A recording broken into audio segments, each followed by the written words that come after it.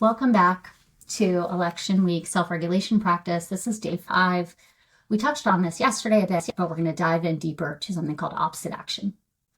Years ago, I went to a yoga retreat and I really hated meditating. And I called the yoga teacher in advance and said, hey, can I just skip out on the meditating part of this week-long yoga retreat?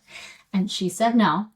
And I learned a profound lesson that week, which was the thing that I wanted to avoid was exactly what I needed.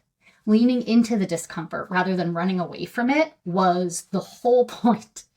So that's what we're talking about today, the power of moving in the opposite direction of our stress responses. And it might seem counterintuitive, but often what helps us the most is doing the opposite of what our protective impulses tell us to do.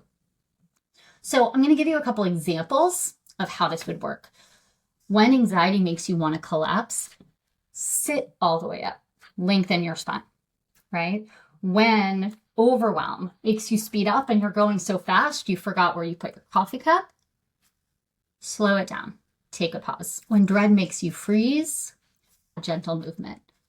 When anger makes you clench, then you soften your hands. The science behind this is really fascinating. What it says is these intentional pushes into the zone of discomfort, this kind of slight tap to go in a different direction, can actually help activate our parasympathetic nervous system and give us more response flexibility.